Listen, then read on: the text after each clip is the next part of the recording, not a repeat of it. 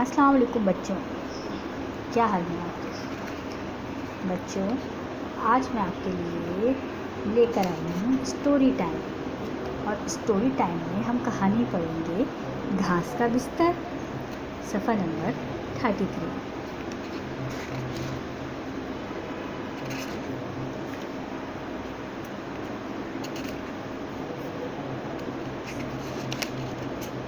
آپ لوگ اپنی نانی، اپنی دادی سے کہانیاں تو سنتے ہوں گے، لیکن آج میں آپ کو جو کہانی سنا رہی ہوں وہ تھوڑی الگ کہانی ہے۔ کس طرح سے؟ چلیں پڑھتے ہیں۔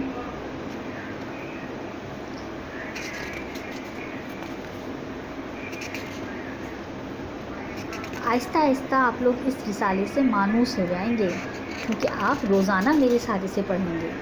یہ بہت اچھا رسالہ ہے۔ میں نے اتنے رسالے پڑھے ہیں، مگر یہ رسالہ سب سے انمول ہے۔ اس میں وہ باتیں بتائی گئی ہیں جو میں نے آج تک نہیں پڑھی، آپ نے بھی شاید کبھی نہیں سنی ہوں گی۔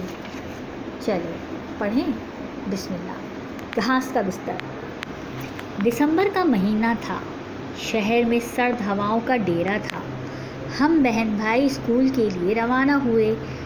سردیوں میں سانس باہر نکالتے وقت بھاپ کی شکل میں سفید دھواں نکلتا ہے۔ ہم تینوں سانس نکالتے وقت منہ سے بھاپ نکلنے کے تجربے کا لطف لے رہے تھے۔ مقابلہ جاری تھا کہ کسی کے منہ سے زیادہ بھاپ نکلتی ہے کہ اتنے میں کسی جانور کے رونے کی آواز آئی۔ آواز جس سمت سے آ رہی تھی، گونج کا پیچھا کرتے ہوئے وہاں چل دیے۔ کچھ دور گئے تھے کہ دیکھا کتے کا چھوٹا سا بچہ سردی سے ٹھٹر رہا تھا۔ بھائی نے بستہ اتار کر مجھے پکڑایا۔ سڑک کے دوسرے کنارے سوکھی گھاس پڑی ہوئی تھی۔ بھائی دوڑتا ہوا گیا، گھاس اٹھائی، ایک محفوظ جگہ گھاس کا بستر بنایا اور معصوم ننھے جانور کو احتیاط سے اٹھا کر گھاس سے بنے بستر پر رکھا اور مزید گھاس رکھ کر اسے لحاف کی طرح ڈھانپ دیا۔ سوکھی ہوئی گھاس کے نرم گرم بستر پر اسے سکون ملا۔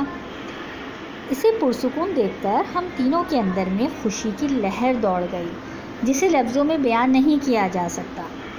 چھوٹے بڑے بچوں، اللہ کی مخلوق سے دل خوش ہوتا ہے اور زندگی جنت بن جاتی ہے۔ جی بچوں، آپ کو اس کہانی میں کیا لگا؟ اور آپ سوچ رہے ہوں گے کہ میں کہہ رہی تھی کوئی نئی سی بات ہے۔ جی، آپ نے کبھی سنا ہے کہ جنت کیا ہے؟ جنت خوشی ہے، ٹھیک ہے؟ تو جو بچے یہاں نیک کام کر کے، مخلوق کی خدمت کر کے خوش ہوتے ہیں، وہ جنت میں ہیں، ٹھیک؟ ہمارے استاد محترم ہمیں بتاتے ہیں جنت خوشی ہے، اور جو یہاں خوش ہے اور سچی خوشی حاصل کر رہا ہے وہی جنت میں ہے، اور یہی خوشی ہمیں وہاں ملے گی۔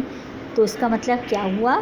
اس کا مطلب یہ ہوا کہ جو اچھے بچے نیک کام کرتے ہیں، مخلوق کی خدمت کرتے ہیں، وہ جنت سے قریب ہوتے ہیں۔ اسی لیے تو ہم آپ کو کہتے ہیں اللہ تعالیٰ کے باغ کے پھول۔ آپ کون ہیں؟